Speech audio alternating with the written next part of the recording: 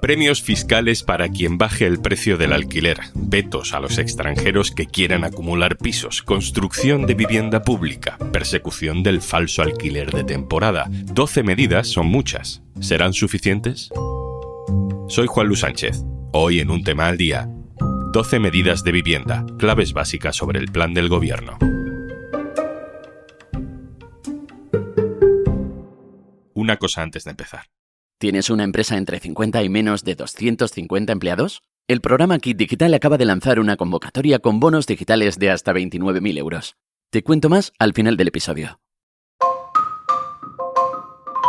La vivienda se ha convertido en el mayor problema político de una generación. Precios de alquiler por las nubes que impiden a jóvenes y no tan jóvenes ahorrar. Y sin ahorros ya no te dan una hipoteca porque no tienes para la entrada y los impuestos. Ese sencillo pero perverso círculo vicioso en el que cuanto más tiempo estés de alquiler, menos capacidad de compra pareces tener, es difícil de romper. Hace unos meses hicimos un capítulo muy escuchado que llamamos Vivienda, callejón sin salida. En ese capítulo, un experto que además había trabajado en políticas de vivienda en el gobierno de Zapatero, Alejandro Inurrieta, nos dijo que este problema no tiene solución. El problema de la vivienda en España es irresoluble. Es un problema estructural, ha venido para quedarse. Tenemos que ser muy honestos para decirles a los jóvenes, a los no tan jóvenes, a los divorciados, incluso a los jubilados, que en España no vamos a tener nunca un modelo de vivienda similar a las mejores prácticas europeas. Pero la presión social crece y la política no puede darse por vencida. Pedro Sánchez ha anunciado 12 medidas para mejorar el acceso a la vivienda en España. Hay ventajas fiscales para propietarios que pongan su alquiler más barato, hay construcción de vivienda pública, está la prohibición de vender vivienda protegida, hay una gran barrera para que ciudadanos extranjeros no compren casas si no es para vivir en ellas. Te dejo las 12 en un enlace en la descripción de este episodio, pero el espíritu de esas medidas se resume en esta frase. Porque además, si no lo hacemos, la sociedad europea y por tanto la sociedad española va a acabar dividida en dos clases de personas. Aquellas que reciben una o varias casas de sus padres, de sus madres, y pueden por ello dedicar el grueso de sus ingresos a otros proyectos vitales, como pueda ser formarse, emprender, viajar. Y aquellas otras personas que se pasan el día y la vida trabajando para poder pagar un alquiler y llegan a la vejez sin ser propietarios de la casa en la que viven. Ese es el espíritu, pero ¿qué hay de la política de carne y hueso? ¿Cómo interpretamos la letra pequeña? ¿Cuánto hay de parche y cuánto de gran avance? De entrada no sabemos cuánto de esto acabará siendo rechazado en el Congreso, por Junts o el PNV, por ejemplo, si creen que es demasiado intervencionista, o por Podemos y Esquerra Republicana, si creen que no es suficiente. Pero en todo caso, nos conviene ir entendiéndolo. Quiero que nos ayude Jaime Palomera, que tiene ya una larga trayectoria como activista por la vivienda y ahora además como investigador del Instituto de Investigación Urbana Hidra. Hola, Jaime. Hola, ¿cómo estás? Ahora te pregunto por medidas concretas, no todas, pero haremos un repaso. Pero antes te pido una sensación general. ¿Qué sensación te dejan estas medidas anunciadas? ¿Están más cerca del parche, de nuevo, o más cerca de ser por fin algo contundente? Bueno, esta semana ha pasado algo importante, porque el gobierno, por primera vez desde hace tiempo, ha hecho un cambio en el diagnóstico. En el diagnóstico que hizo el otro día el presidente Sánchez, planteó algo que es importante, y es que la vivienda no es como cualquier otro bien. Con la vivienda se da un problema fundamental, y es que es muy proclive a la especulación. Si las manzanas se ponen muy caras, tú puedes optar por consumir otro tipo de fruta. Y si todas las frutas se ponen muy caras, puedes optar por no comer fruta, aunque sea poco saludable. Con la vivienda eso no pasa. Siempre necesitas una casa. Entonces, esto, de manera resumida, es lo que está asumiendo el gobierno, y es muy importante porque es un diagnóstico certero. Ahora bien, respecto a las propuestas que se hacen, van en la buena dirección, pero se quedan muy cortas. Hablemos de cosas concretas. Lo que sobran son Airbnbs y faltan viviendas. y, por tanto, el deber de las administraciones públicas, del Gobierno de España en primera persona, es priorizar el uso residencial de los pisos y evitar que el uso turístico y especulativo siga expandiéndose de una forma absolutamente descontrolada. Una medida concreta, ya veremos si acaba entrando en vigor, es que los propietarios que pongan sus pisos en alquiler a un precio asequible no paguen IRPF por el dinero que reciben por ese alquiler. ¿Y cómo se sabe lo que es un precio asequible? Pues hay un índice que se aprobó en la última ley de vivienda que propone límites de precios según la zona. Es decir, pongo un ejemplo simplificando mucho. Si alguien tiene un piso alquilado en Airbnb y recibe 1.000 euros al mes, pongamos que gana 12.000 euros al año, pues ahora mismo está pagando IRPF por todo ese dinero. Pero si lo ajustara al tope oficial, digamos por ejemplo 700 en una zona de Madrid o de Barcelona o de Sevilla, pues no pagará IRPF por ese dinero. Y eso, pues debería compensar un poco lo que deje de ganar por el alquiler. Jaime, ¿qué te parece una medida como esta?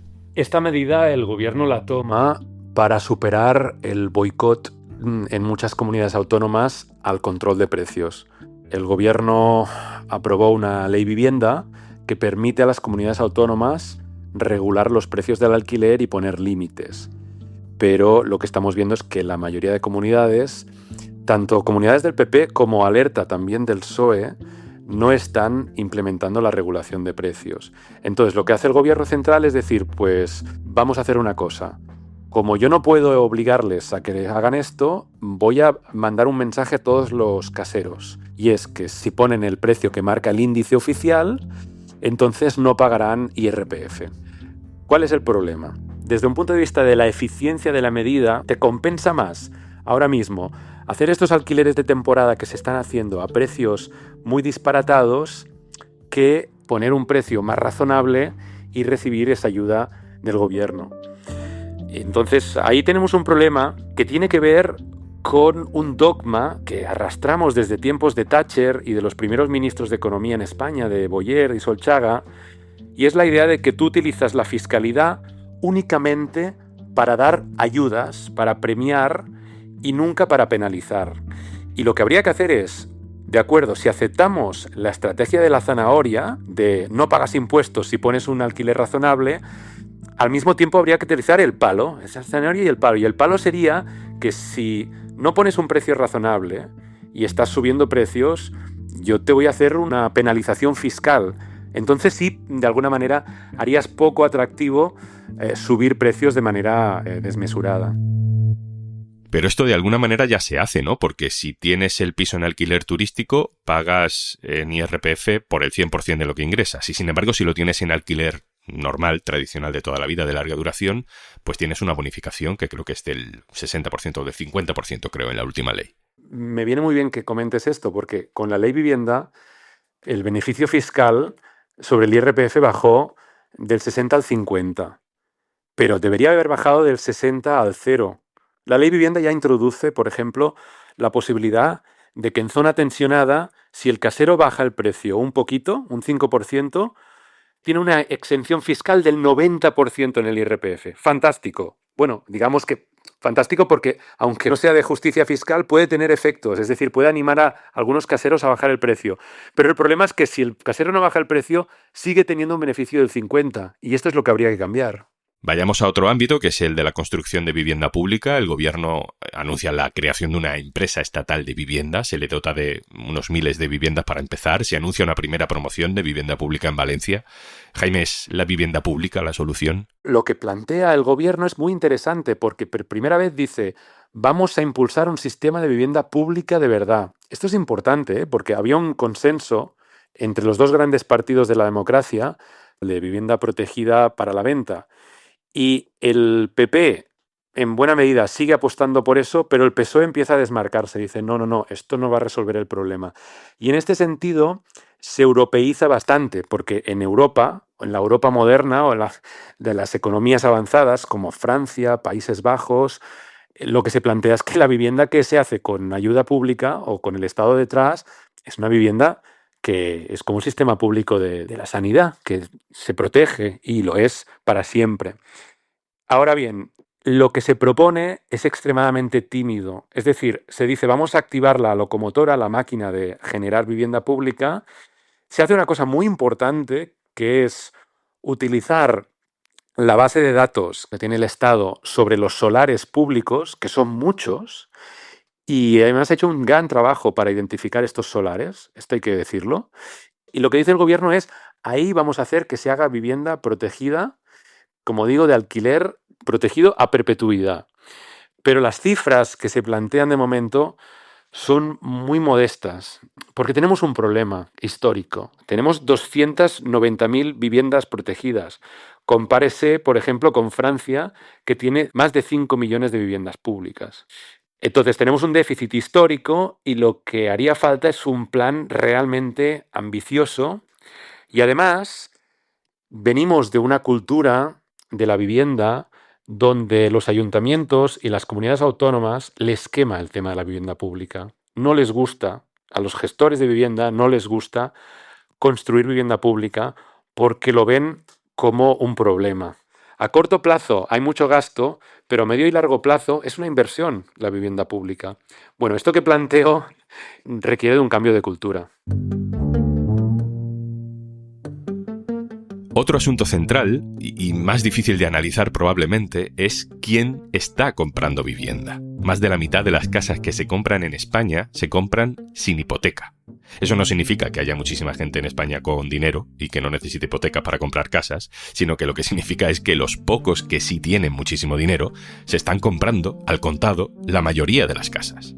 Y esto enlaza, Jaime, con otra medida que quiere plantear el gobierno, que es ponerle trabas a la compra de vivienda vacía por parte de ciudadanos extracomunitarios que están acumulando mucha vivienda pues en barrios céntricos de Madrid o de Barcelona.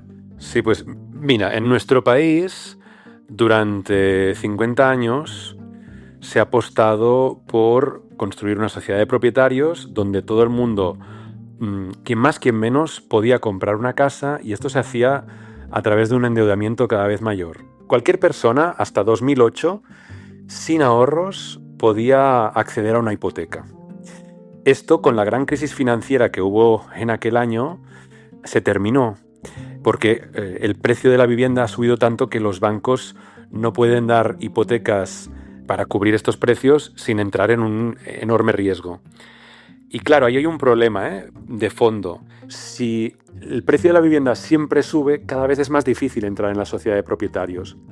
Y esto lo comento porque es lo que explica que en la última década quienes se quedan en las viviendas que salen a la venta ya no son quienes tradicionalmente podían comprarlas. Este diagnóstico el gobierno lo está haciendo. Insisto en que el diagnóstico es certero. El problema es que la medida que ha propuesto también se queda a medio camino, porque lo que dice es, bueno, vamos a impedir que se puedan hacer estas compras especulativas, pero restringe, o sea, solo impide que dejen de hacer este tipo de compras los extracomunitarios no residentes. Y claro, esto, por ejemplo, deja fuera, pues por decirte, a una de las nacionalidades que más compra, los alemanes. Por no hablar del hecho de que hay muchos compradores extranjeros que utilizan empresas con sede en China, en Estados Unidos, que podrán seguir haciéndolo. No son personas físicas, son empresas. Por lo tanto, en realidad, lo que habría que hacer es tomar la vía holandesa.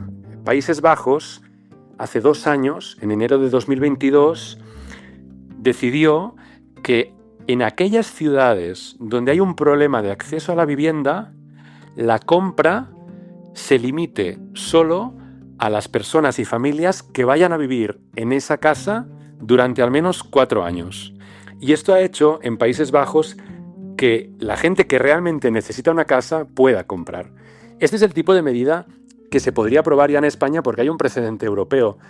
Y nuevamente ahí, por razones que se me escapan, el gobierno ha tomado una decisión intermedia que va a ser insuficiente para evitar este tipo de compras que son tan especulativas.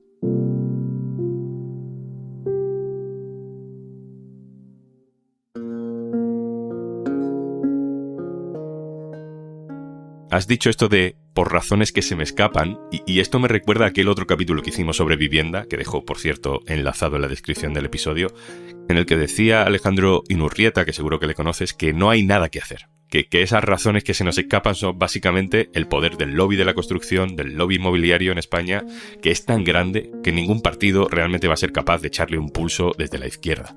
Así que, para terminar, Jaime, te pregunto a ti también, ¿esto tiene solución?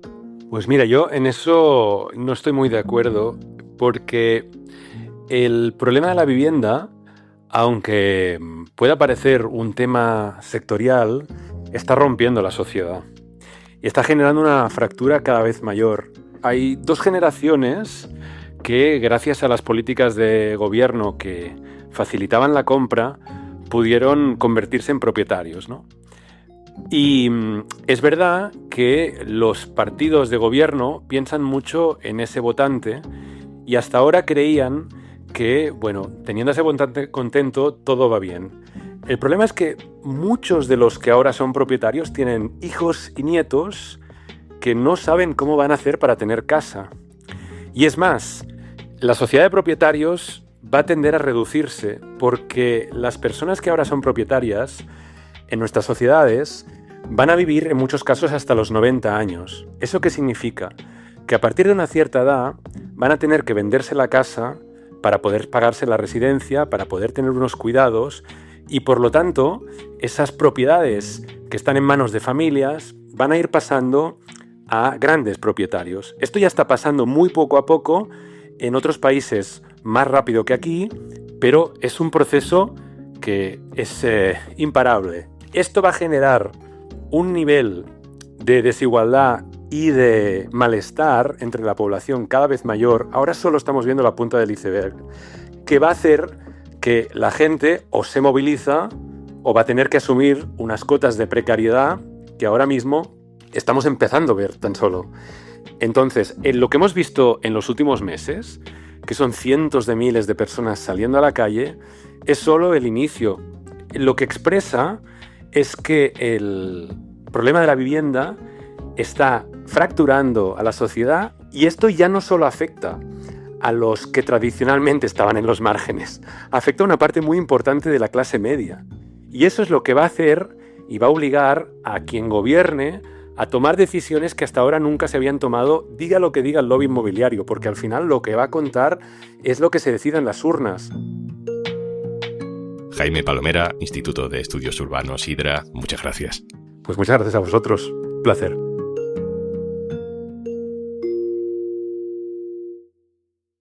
Y antes de marcharnos... Si eres propietario de una mediana empresa, el bono de Kit Digital te permite acceder a un catálogo de soluciones digitales con las que podrás mejorar la gestión de procesos, fortalecer tu presencia online o empezar a usar herramientas con inteligencia artificial. Empieza hoy mismo el cambio que tu empresa necesita. Infórmate en el 900-909-001 o en acelerapyme.es. Únete al cambio digital. Kit Digital es una iniciativa gestionada por Red.es. Colabora Cámara de Comercio de España, financiado por la Unión Europea. Next Generation, Plan de Recuperación, Gobierno de España. Esto es Un Tema al Día, el podcast del Diario.es. Si te gusta lo que hacemos, necesitamos tu apoyo. Hazte socio, hazte socia del Diario.es en el Diario.es/socio. El podcast lo producen Carmen Ibáñez, Marcos García Santonja e Izaskun Pérez. El montaje es de Pedro Nogales. Yo soy Juan Luis Sánchez. El lunes, otro tema.